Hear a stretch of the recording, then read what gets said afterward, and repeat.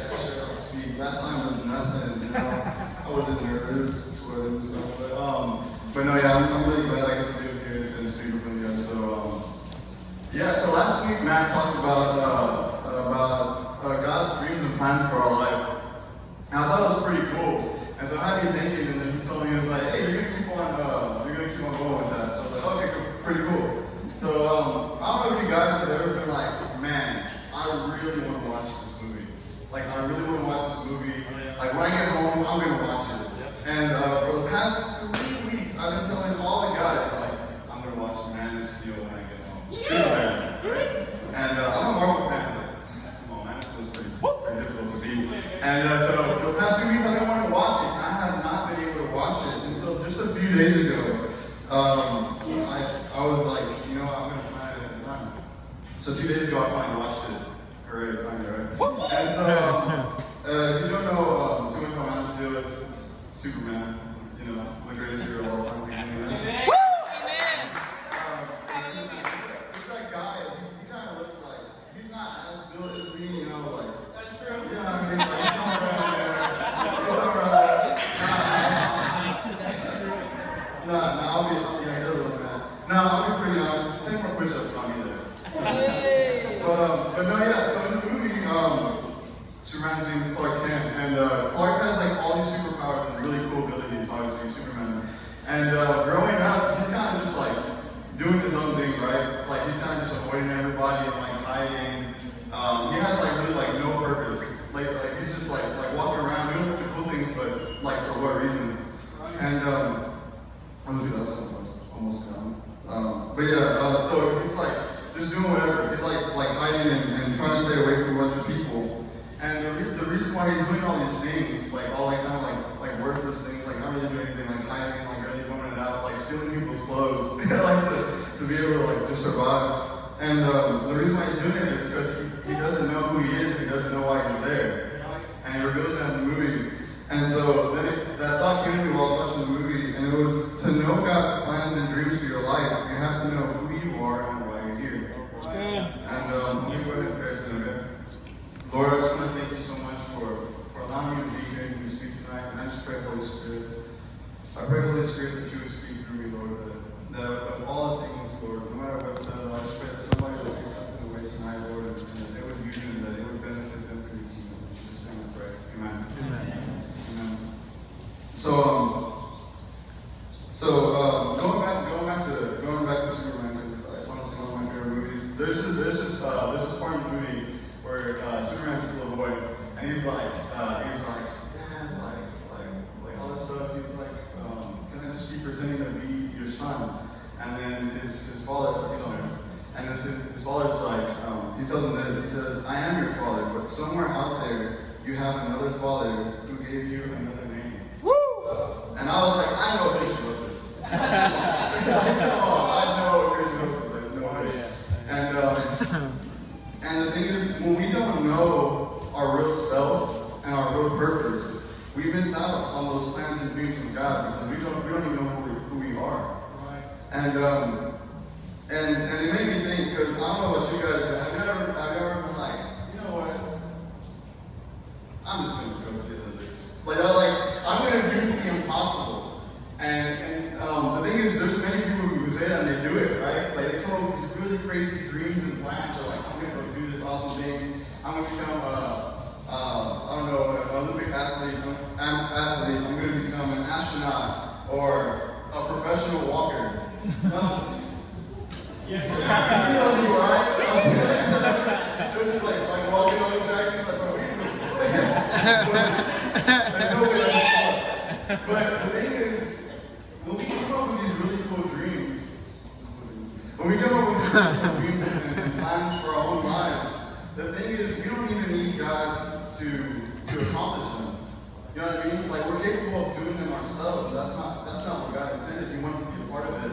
And that's why you see so many people make it. Like they accomplish these really cool dream sets, and then they still say like, I still feel empty. You know what I mean? They're like I did all these really cool things. Like I reached what I wanted to do. Like you hear a lot of NFL players like with a bunch of people, and they say for some reason I still feel empty. Like I didn't even like achieve my purpose. And the truth is that when we spend time with God, we see that at the heart of God is people and relationships. Yeah. It's love. And the thing about that is that we can't truly love without God. Yeah. And if you want to pull up Matthew 22, verse 37 through 39, it should say, Jesus replied, "Love the Lord your God with your heart, with all your heart, and with all your soul, and with all your mind. This is the first and greatest command, and the second is like it: love your neighbor as yourself." And so, what I'm getting at there is the heart of God is really that. This is why before they ask him, like, what are the greatest commandments? And he says, love, basically saying, like, love me and love your neighbor as yourself. And so what you'll find is that whatever plans you find that God has you in, you'll know that it's His plan, because at the very root of the plan will be a relationship with Him, and a relationship with people. Yeah, that's good. Because, and this is really cool, and this has blown me away like countless times. Because in the eyes of God, what you are doing will never be more important than who you are doing it for. Yeah, that's good. And that is like hands down. And I don't know about you guys. Definitely I can relate. Like whether it be school, whether it be like projects, whether it be like even doing things at the church, like being a pastor, like helping with lights, whatever it may be. It's really easy to get lost in like doing a bunch of stuff, and then you forget like who you're actually doing it for. Yeah. Like that one song, I forgot who it was by King Country. King Country, right? I think maybe. But yeah, it's like you forget who you're doing it for, and then you lose like that true purpose. Yeah. And I feel like we've all heard this before. I feel like we've all heard this before. But the cool thing is, in the movie Man of Steel, Clark, Superman, he would have just been hiding for the rest of his life. Like just like us. We'd just be doing like all these things. He would have just been hiding for the rest of his life. Like, cool, yeah, like flying in secret and stuff. Nobody sees you. But like doing all these things, but with no purpose. But the cool thing was in the movie, like, bro, I know what Christian is. The cool thing is, until he went and he found his father in secret and alone, was he able to find his true identity, his purpose, and his plans. Wow. Isn't that cool? Yeah. I'll pull up Matthew 6. But when you pray, go into your room, close the door, and pray to your Father who is unseen. Then your Father who sees what is done in secret will reward you. Isn't that cool? Like, that's what abiding is. Like, I've heard people like, you can ask a bunch of different people, like what does it mean to abide? And you'll get a bunch of different definitions. You'll get like being fully dependent on God, like all these things, and they're all true. But Jason Bell, Jason Bell, he came not too long ago, and he gave us like the simplest definition of abiding that I've ever heard. Like the simplest definition. And then he said it's just to be near to God. That's all it is. It's just to be near to God. And I don't know about you guys, but it's very broad, but it's very simple, and I love it because it's true. Until we are near to God, will we be able to find will we be able to see ourselves for who we are? Will we be able to see who we are and why we're here? Yeah. You know what I mean? And then that's how your plans and your dreams, that's how you see God's plans and dreams for your life. That's how you see what they truly are.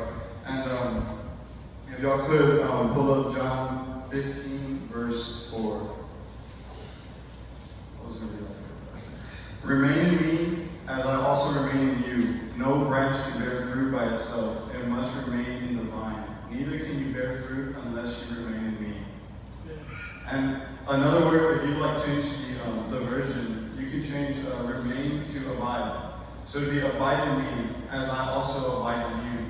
No branch can bear fruit by itself. It must remain in the vine. Neither can you bear fruit unless you remain in me.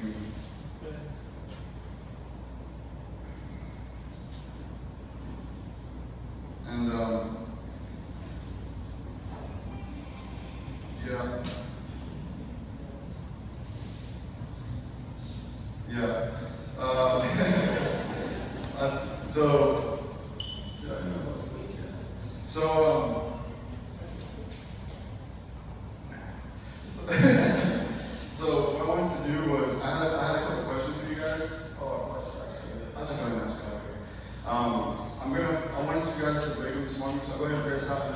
you guys are great for responding so that we can continue.